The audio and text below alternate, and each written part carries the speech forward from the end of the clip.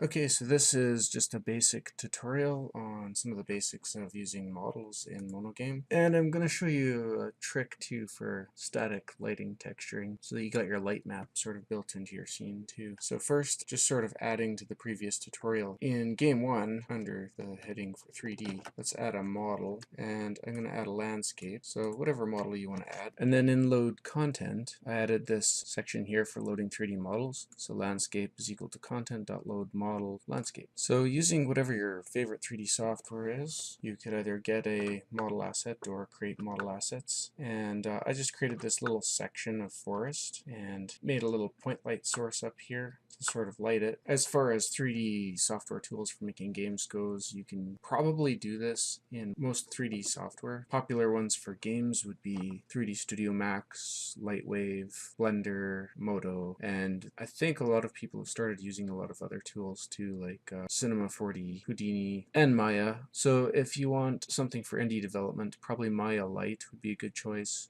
You can use Gmax, which I think is a 2013 version of 3D Studio, which I believe you can get on Turbo Squid, and I think it's free, and kind of a stripped down version. I don't want to go too much into tools in this tutorial, so I'm just going to kind of briefly show how I made a light map using this software. I went into render to texture, so I'm baking out my scene lighting, and oh yeah, I got my light set so that it will cast shadows over here. And then I use render to texture. I used a UV unwrap and selected all the objects using select element and polygon, selected everything, and then went into mapping and used this flatten mapping thing and set it up so that I was using 0.01 for the distance between portions. And then I got it on map channel 2, so you just got to make sure your map channel is going to match. And then I got the channel in here as 2, and so I click on it and it should automatically show it here as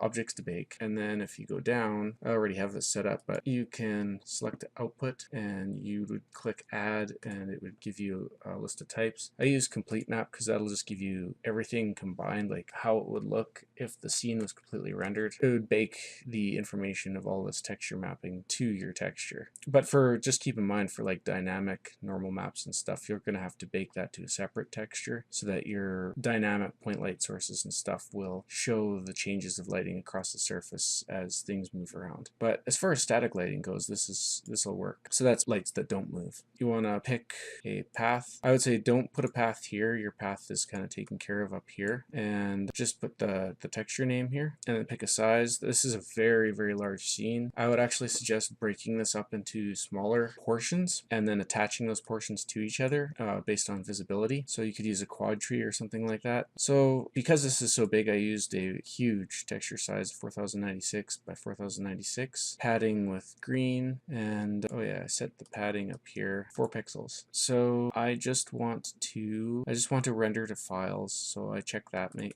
sure that one's checked, and then I hit render, and I'm using automatic exposure just because of how I want the light to look. It says it'll be wrong. I say it's right because I like it better, and I'll just overwrite that file. Okay, so something went wrong here. So I'm not sure what happened last time. I just unclicked the unwrap UVW and then clicked back on this from a top view and rendered it again, and it seemed to render fine. So once you've rendered that to texture, we want to export this object, and for this example, I'm going to render the forest, or I'm going to export the forest as an object, so an OBJ.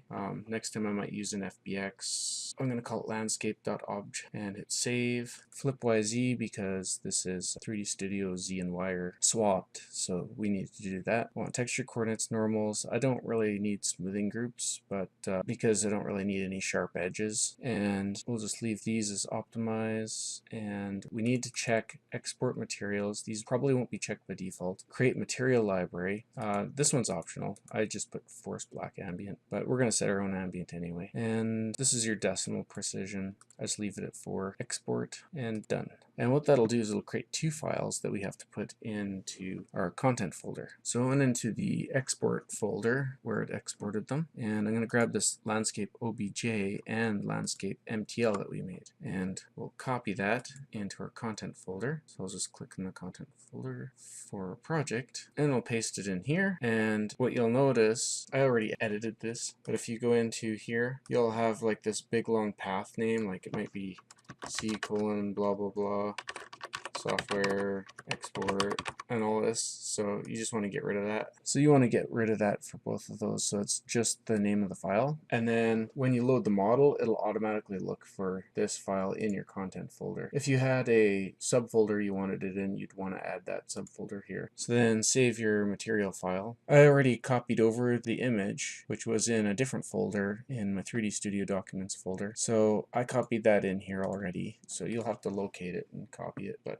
here's what it looks like. So in Visual Studio, if you double click on content, you can go click on content and click add and hit existing if it's already in there, and just make sure to add your image, your object, and you don't have to add the material, it'll look for it. So when you add the object, I noticed there's like a glitch where in the current version of monogame, so probably by the time you watch this tutorial it might be fixed, where the open asset import, it doesn't seem to work right for OBJs for some reason. So I'm using the Fbx importer, which for some reason does import the OBJs correctly, so I'm using that. And make sure always when you change it to save and then do a clean and a rebuild. For some reason sometimes it keeps the entire path, the original path of the files for the images it's supposed to look for from the previous one if I forgot to change it. If that happens, you'll have to do a rebuild, and you'll notice that the build for the OBJ, if you got 37,000 polygons, it might take a little while. So now that we have,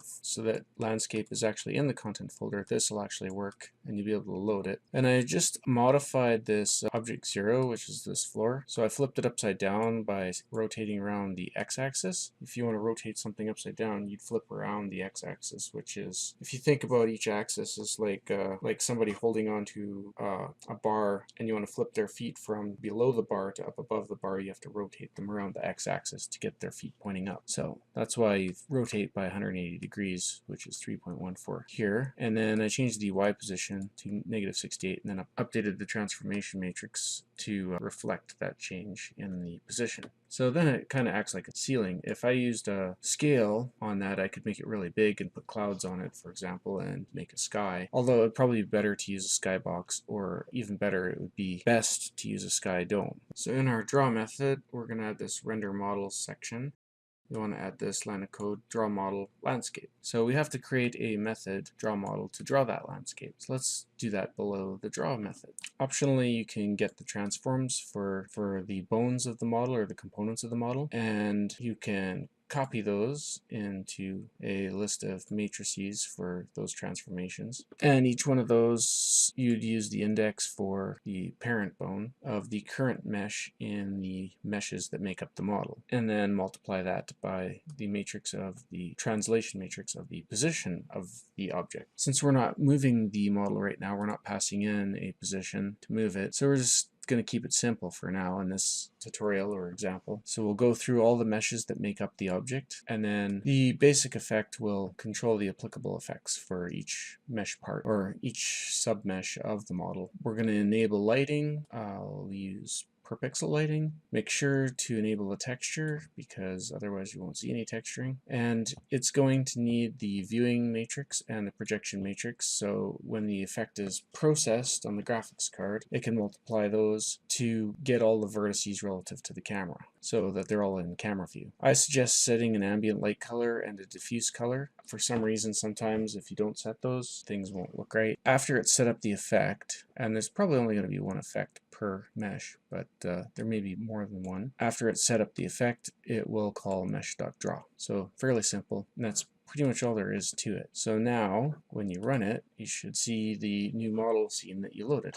So one thing to keep in mind is your model scene might not look right initially, because the model that you loaded might be sideways or it might be upside down. It depends on what you got it from, and it depends on the converter. I'll show you what I did. In this case, my scene was upside down because my Y direction is down. So if I had a regular Y direction of up, it would have worked normally. Going into content here, this is one thing I forgot to show you.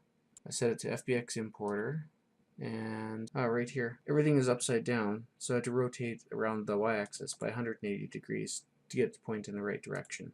for the Y-up that I'm using.